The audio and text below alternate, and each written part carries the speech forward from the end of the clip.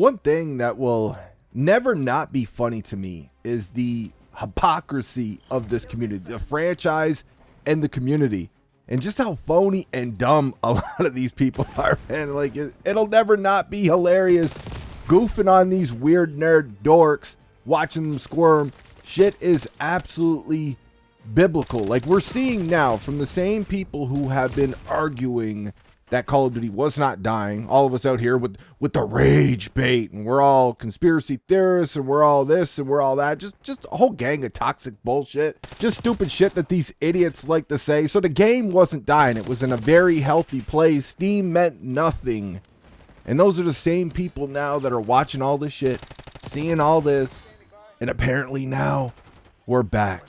Call of Duty is back. COD is saved. It's a miracle, man. They listened to all of us. They listened and they made the changes we wanted to see. We're so back, man. Look at that fucking spawn, bro. Look at this cheese. We still got spawns like this. This is fresh gameplay too, by the way. We still got spawns like this in the Call of Duty.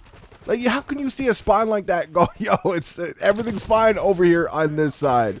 But we got this Verdansk launch trailer, and I gotta be honest, man. I think the trailer looked good. What did you notice in that trailer, though? You didn't see any Teenage Mutant Ninja Turtles. You didn't see any Nicki Minajers.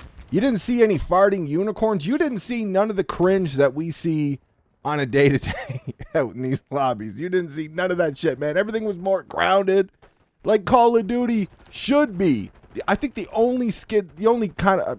I'm not even going to... It's the Replacer, man. That was the only skin that I saw in that little trailer. And the Replacer's a homie. I have no problem with it being in the game. He's not cringe anyways, man. He ain't no farting unicorn or some bullshit like that. He's not a Teletubby. Now, I'm seeing with these Season 3 patch notes, they're making a couple of changes with Warzone that a few people, a few higher profile people in the community don't agree with. And they're literally just making the change to make the experience feel exactly like OG Warzone 1. Going right back to like where it all started in Warzone. Let me ask you something. With all these changes that they're making and everything they're doing with Season 3 and all this marketing and everything else, would they be doing this shit if the game was healthy in the first place, though? Or would it just be status quo?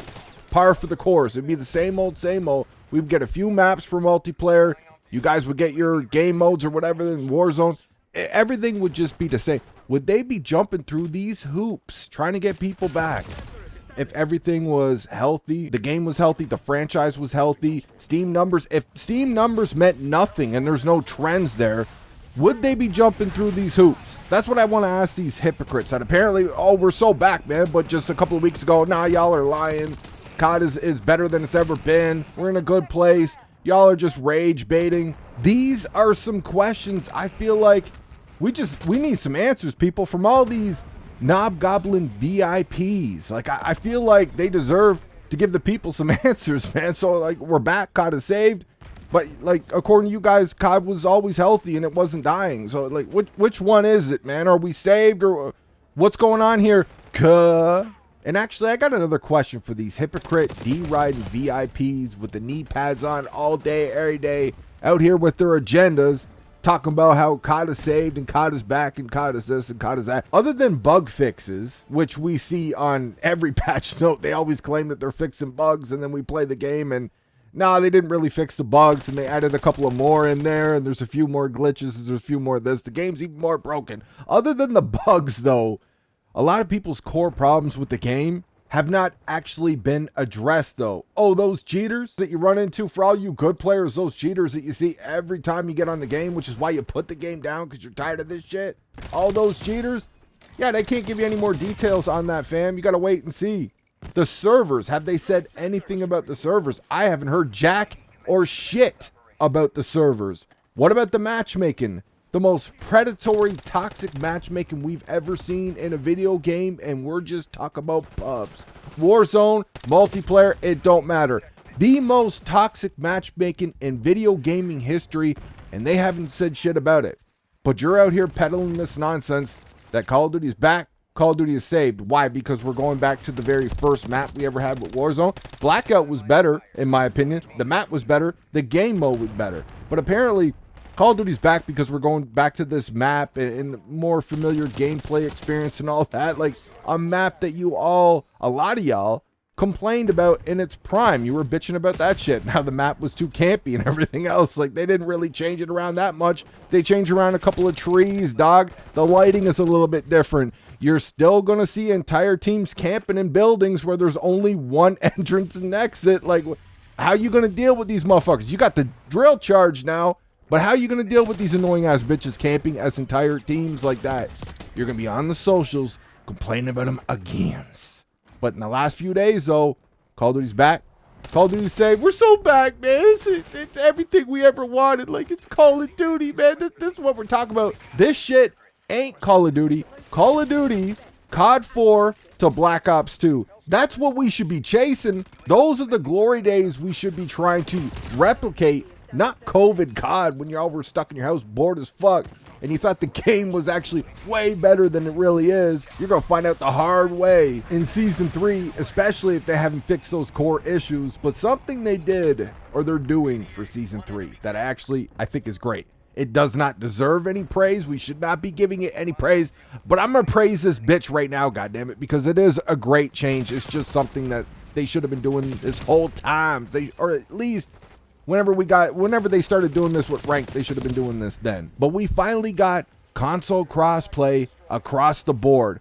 Ranked, unranked, it don't matter. It's always there for you. Now I'm seeing that the keyboard and mouse, the PC community, they're really worried that it's going to be hard for them to find lobbies. Look, dude, there's a whole lot of people that are not even going to know this option exists. They're going to play the game the same way they've been playing this whole time. They don't look at none of that type of stuff. As for me, oh, you guys already know. Get the fuck away from these PC nerds, man.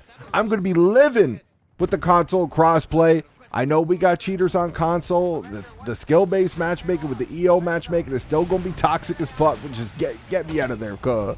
We've seen it for too long now. I've been saying this, where you turn crossplay off, it takes so long to find a lobby. When you turn it on, you got to deal with the PC nerds. And these are the same PC nerds who will cry aimbot is aim assist all day long, every day. I was going to make a video over the weekend. I didn't bother.